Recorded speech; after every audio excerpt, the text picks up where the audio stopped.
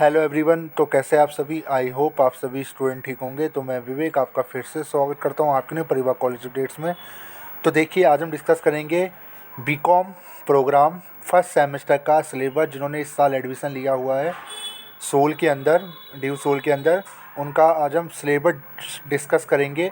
जो आपके 3 सब्जेक्ट है, DAC 1, DAC 2 और DAC 3, उसका आज हम सिलेबस डिस्कस करेंगे कि आपको क्या क्या इसमें पढ़ना होगा और क्या क्या आपको नहीं पढ़ना होगा। तो वैसे कुछ भी पढ़ना तो सब कुछ ही है, ना पढ़ने ऐसा कुछ है नहीं।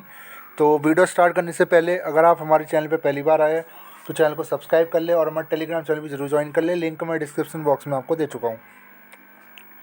तो बीकॉम प्रोग्राम का जो पहला जो सब्जेक्ट है, जिसका नाम है DAC 1 में जो आपको मिला होगा, बिजनेस ऑर्गेनाइजेशन एंड मैनेजमेंट, ये आपको मिला होगा। जैसा कि आप देख सकते हो, ये सब्जेक्ट आपको मिला होगा, बिजनेस ऑर्गेनाइजेशन एंड मैनेजमेंट। ये आपका DAC 1 का सब्जेक्ट है। जरा इसका सिलेबस देख लेते हैं। अगर मैं यूनिट की बात करूँ तो टोटल 5 यूनिट का ये टोटल आपका सिलेबस है, इसका सब्जेक्ट है। यूनिट 1 में जो आप पढ़ोगे, इंट्रोडक्शन पढ़ोगे, जैसे role of organisation and management in all life, nature, functions, management, ये सारा आप इसमें पढ़ोगे। Ownership form, business formats, brick mortars, click e commerce, ये सारा इसमें पढ़ने को मिलेगा। यूनिट 2 में बिजनेस इन्वायरमेंट एंड इंटर्नशिप, ये आप इसमें पढ़ोगे, जिसमें इसमें डिटेल में दिखा रखा है, देख लीजिए। यूनिट 2 में आप क्या क्या कवर करोगे, इनमें से आप देख सकते हो। माइक्रो स्मॉल बिजनेस, MSME, ये सारा इसमें पढ़ोगे यूनिट 2 में। उसके बाद यूनिट 3 जो होने वाला है आपका, वो है planning and organising. Planning and organising में आप पढ़ोगे strategic planning, business and corporate level strategies, decision making process, technique, organise formal informal organisation, centralisation and, ये सारा आप इसमें पढ़ोगे। फिर यूनिट 4 में आप पढ़ोगे डायरेक्टिंग एंड कंट्रोलिंग के बारे में से पढ़ोगे, जिसमें आप motivation, needs, initiatives, equity, 2 factor theory, ये सारी 2 फैक्टर थ्योरी है, थ्योरी X, थ्योरी Y, ये सारा आप पढ़ोगे, देख लीजिए। ठीक है, ये सारा इसका सिलेबस रहने वाला है। फिर यूनिट 5 जो इसका लास्ट सिलेबस बताया जाता है, Indian ethos and contemporary issues of management, ये 12 घंटे का कोर्स है यूनिट 5 में, जिसमें आप पढ़ोगे Indian ethos management, value and holistic management, learning lesson from Bhagavad Gita, Ramayana, business process, BPR, learning organisation, 6 sigma, supply chain management, ये सारा इसमें आप पढ़ोगे। ठीक, तो जो पूरा सिलेबस है इसका, ये आप देख सकते हो। ठीक है, तो ये DAC 1 का मैं डिस्कस कर दिया। अब जो दूसरा सब्जेक्ट आपको मिला हुआ है वो है बिजनेस लॉ। बिजनेस लॉ भी आपका एक सब्जेक्ट है इसी के अंदर। तीनों सब्जेक्ट में के जो सिलेबस में डिस्कस कर रहा हूँ। अगर मैं यूनिट की बात करूँ तो इसमें टोटल जो यूनिट है वो 5 यूनिट है इसमें भी। और पहली जो यूनिट में आप पढ़ोगे वो पढ़ोगे इंडियन कॉन्ट्रैक्ट एक्ट 1872 के बारे में, कि जो इंडियन कॉन्ट्रैक्ट एक्ट है 1872, उसमें है क्या। ठीक है, फिर जो दूसरा यूनिट में आप पढ़ोगे discharge of contract remedies of breach, ये आप इसमें पढ़ोगे यूनिट 2 में, आप देख सकते हो।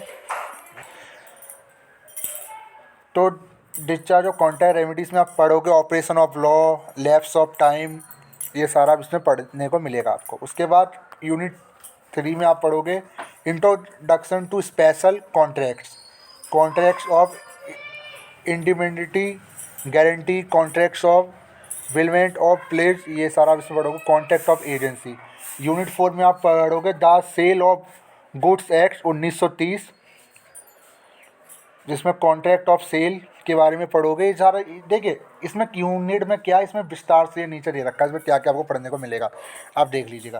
यूनिट 5 में आप पढ़ोगे द लिमिटेड पार्टनरशिप एक्ट 2008, जिसमें आप small LLP, difference between LLP and partnership company, LLP agreement, ये सारा यूनिट 5 में आपको पढ़ने को मिलेगा, देख सकते हो। ठीक है, तो ये इसका पूरा सिलेबस हो गया। उसके बाद एक आपकी लास्ट बुक जो है इसमें वो है फाइनेंशियल अकाउंटिंग, ये आपको मिला होगा बीकॉम प्रोग्राम में। इसका सिलेबस देख लेते हैं। अगर मैं यूनिट की बात करूं तो इसमें टोटल जो यूनिट है वो है 4, इसमें 5 यूनिट है, इसमें भी मैं 4 देखा, मेरे 5 यूनिट है। तो इसका सिलेबस देख लेते हैं। पहला जो यूनिट में आप पढ़ोगे इसमें theoretical framework and accounting process, जिसमें आप कंप्यूटर फ्रेमवर्क के बारे में पढ़ोगे, अकाउंटिंग का है तो। उसके बाद इसमें क्या क्या आपको पढ़ने को मिलेगा आप देख लीजिए। Accounting information system, qualitative characters ये आप पढ़ोगे इसमें, फाइनेंशियल अकाउंटिंग, ये सारा इसका सिलेबस है, ठीक है। फिर आपका accounting standards, concept, benefit, process, ये सारा इसमें रहने वाला है। इसका बी पार्ट भी है अकाउंटिंग प्रोसेस, जिसमें ये कई पार्टों में डिवाइड है फाइनेंशियल अकाउंटिंग के से, बैलेंस शीट वगैरह बना, ठीक है। फिर आपका यूनिट 2 है business income, accounting for property, plant, equipment and valuation of inventory, ये पढ़ोगे यूनिट 2 में। इसका सिलेबस ये है यूनिट 2 में क्या क्या आपको पढ़ने को मिलेगा, आप देख लीजिए। Business income, accounting for property, revenue recognise reference, valuation of inventory of reference, ये सारा से पढ़ोगे। यूनिट 3 में आप पढ़ोगे financial statements of sole and non profit organisation के बारे में। उसके बाद यूनिट 4 में आप पढ़ोगे accounting for inland branches, department and leases के बारे में आप पढ़ोगे। इसमें accounting for departments, accounting for inland branches, इसके बारे में आप पढ़ोगे।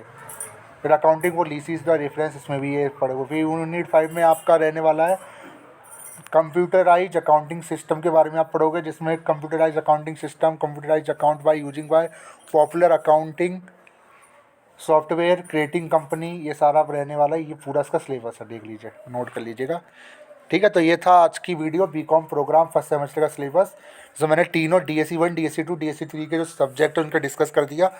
वीडियो कैसी लगी, वीडियो को लाइक कर दीजिए, चैनल को सब्सक्राइब कर देना। आने वाले टाइम पे जो आपके सैक बैक और AECC के जो अलग सब्जेक्ट है उनकी मैं अलग से वीडियो लेके आऊँगा।